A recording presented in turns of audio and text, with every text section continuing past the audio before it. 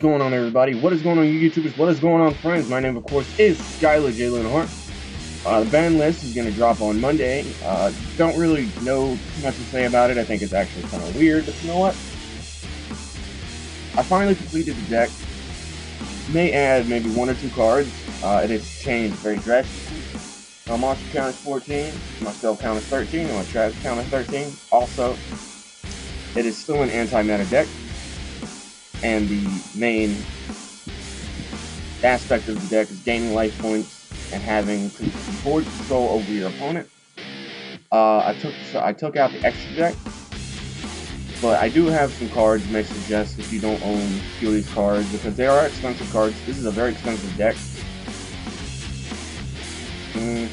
So yeah, I'll run through, show you guys a few things. Maybe you could add to it or take out. It's all your personal preference. So this is my deck. The way I have it built, I really enjoy it. I'm down 1 Cactus Bouncer and a Vanity's Emptiness, which I'm going to order both of them, so I'll have them soon. Yesterday, I went tournament, I went 2-2, I lost against Burning Abyss in the 3rd match. It was abysmal. We actually went into time, and it was a K-Fire deck, Phantom Knight, Burning Abyss, I don't know what that is. And I also lost the Monarchs because I never really played against the Monarchs. I didn't know how they ran, so getting around them was actually pretty difficult. But anyway, let's get started.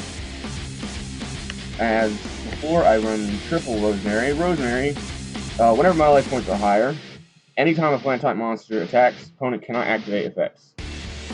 There's really interesting. Yeah, the sun's speaking through the lines, and it's like, I don't know what that is, whatever. Anyway, and whenever I gain life points, I change the position of the monster on the field. These are mandatory effects. There's no you can, it's you do. You have to. And if if there's the only card you got, you just look at the defensive and just pop it back. As long as it's not during the summon, it's not a big deal. Then I run the triple Jasmine. Whenever my life points are higher, I can normal summon and add extra normal summon pretty much for a flying type monster. When I gain life points, draw a card. Double Karnaga. Whenever I gain life points, I send spell trap back to my opponent's hand. And whenever I have life points, whenever my life points are higher, my opponent's monsters lose 500 back defense. Yes, these cards do stack. But I don't like. I wouldn't really say want to put both of them on the field at one time. Kind of depends on the situation. Then I run the double Aromage. Whenever I gain life points, he gains 1,000 attack points, 1,000 attack. And whenever my life points are higher, he inflicts piercing. I think it's him or is it almost? Yeah, plant type monsters gain piercing pretty much. So really good. I took out the Trap Trick. I run 2 Aromage. Whenever this card split face up, it cannot be destroyed by battle, and during each end phase, I gain 500 life points. Really good card. Sit on for a minute if you need to. Again, one card I do not have right now is Cactus Bouncer. Cactus Bouncer is like a Vanity's Emptiness. 18 attack and question mark defense. I'm not really sure how much defense it has. But Cactus Bouncer, if I control another plant-type monster, monsters cannot be special summoned except plant-type monsters. So it's like a special vanity. And it cannot be special. And I run 2 Fire Blossoms. I had to bring that up, because this card does get failed stuff, and I need it a lot. So yeah, monster. Okay, for our spells, triple Aroma Garden. If I control an Aroma monster, I gain 500 life points, and whenever I gain life points, my card, my Aromages gain 500 attack and defense to the end of the next turn. 1 Terraforming, I suggest bumping this up to 2. I would love to, but I don't exactly know what to take out for a second one. This card is a mandatory thing. You absolutely need this card on the field. Also, whenever your Aromage monsters are destroyed, you gain 1,000 life points. Stacking this and Aromage 1,000 life points during your turn. So, basically, 1,015 life points extra each round. That's amazing. That's epic. Then I run 2 Poison the Old Man. I like to actually sit on this I don't use it during my turn. I like to use it during my opponents whenever I have my Aromage cards in the field. Say if they attack and I have Rosemary, I hit this and then switch our cards to defense mode, which is pretty much I just kind of focus it.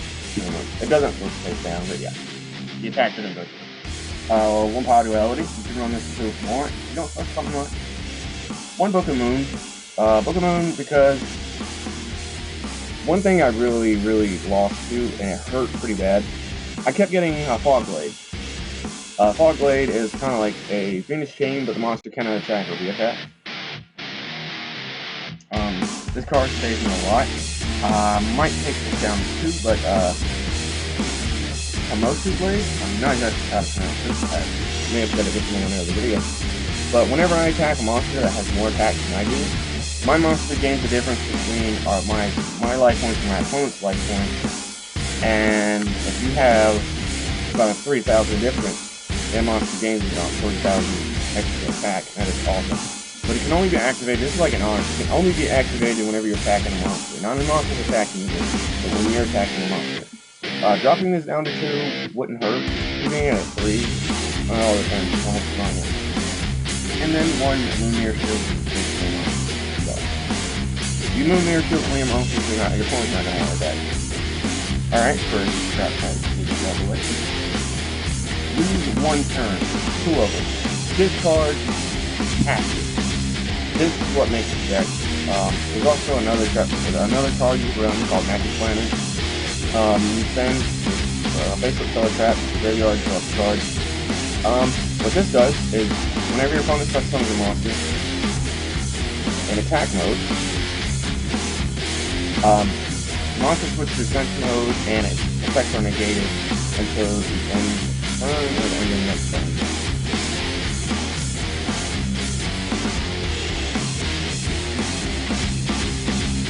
Oh no, it's just negated. It's just summon defense now. Okay, so I understood that. Wow. 2 you big win. Pay 1,000 life points, add an Aromage monster to my deck to my hand.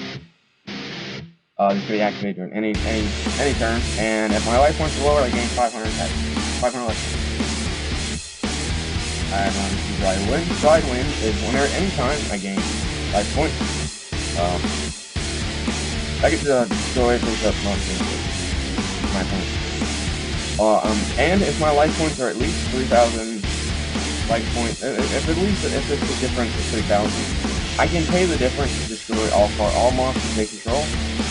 I don't really use that too much because I don't like paying that much life points. Even though I do gain it back, I would only use first defense. And this card is mandatory to get. You have to. If you gain life points and lose this card, there's something up. And I don't think it's bad. And then I gotta run a couple of battle traps. 2 Storming Mirror Force, 1 regular Mirror Force, and 1 Blazing Mirror Force. My life points are almost always higher than my opponent, so me taking a lot of damage, especially when my opponent's playing heavy hitters, it doesn't hurt me much, but it hurts my opponent a lot. So I tech this in. May trade out the normal Mirror Force for another one of these, all up to your personal preference. 1 Bottomless Grapple, 1 Solemn Warning, and 1 Compulsive Activation Device. Alright, so, extra deck, since I don't run the trap tricks, I don't really know, can't really say, but here's some cards you can throw in. I would say this is my side deck. Dark Hole. This is just an example of the cards you run. Raigeki, yes, it is back, but it's also about a $20 to $30 card. MST, Twin Twister is a card too. It's not that much, but back row hate is a thing. Mind Control, I actually use this to get a starter Spark Dragon from my opponent, just to get an attack through, because it had Dragon's Vine, and there wasn't really much I could do to get through it. My Body has a Shield. This card comes in clutch. If you're playing Cosmos, I suggest run this too. Basically, whenever your opponent activates an effect to destroy a card, You could use this to negate the you pay 1500 and negate that effect and destroy the card. So Dark Destroyer, Bottomless, something that destroys, you can just negate it. And Summoning Curse. Anytime my opponent summons a card, they banish a card from their hand. But during the end phase, I have to pay 500 to keep it on the field. Being that I gain life points daily, it doesn't hurt. But you can, and you know, it's up to you. If you're Iron Wall, get for a Cosmo. I don't play them too often, so I just, you know, for another Battlecraft, like Dimensional Prison, there's this card, and there's another one that I'm getting 2 more of. Debunk. Debunk is whenever my opponent activates and a monster effect in the hand or on the field, you negate the effect and banish the card. I like this. And the other card I'm talking about is known as Memory Loss. Not too many know this card exists. Memory Loss is when your opponent activates the effect. You negate the effect and set the card. This is pretty much like this, but this one banishes. The other one sets it. And since it was summoned that turn, it cannot flip back up. This could hurt depending on what you're playing. Again, Mistake. Cannot add cards to your hand except by drawing them. Fairy Wind, if you don't have the magic planners, is very easy to get your hands on. You destroy all face-up traps, and you and your opponent take 300 per card. Just because I run Void Trap Hole, it's not a must. And then I also suggest running Black Horn or Hammond. Grand Horn is also a great card because it pushes your opponent into battle phase. But Black Horn is a conditional card. I've actually, I don't know too much about this, because I've been told if your opponent uses a card to special summon another one, you can't Black Horn it. I don't know how true that is. I'm gonna have to look that up, but yeah, I'll definitely get back to you guys on that. For extra deck, unless you want to use your Rosemary's or Cactus Bouncer, I mean, you could run a Maestro. Could run a 101, Diamond Crab King, Castel. One card I recommend, a replaying when it comes to BA, is this Dweller. But yeah, that's the profile. Appreciate you guys for checking out the channel. Thank you all for all your support. If you have any more questions, comments, concerns, you can leave me a message, a comment, and I'll be more than glad to help you out. This deck is I wouldn't say it's a complicated deck, but you would need some kind of skill in order to use it.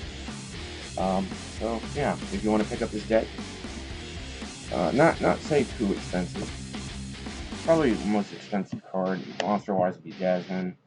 For traps, it'll be to lose 1 turn because these ultras are like $11 each. And spells are like non-existent, so you don't have to pay for it. So anyway, appreciate you guys checking out the deck profile. Again, please comment, like, subscribe for more Yu-Gi-Oh content. We'll see you guys in the next video. Appreciate you. See you later.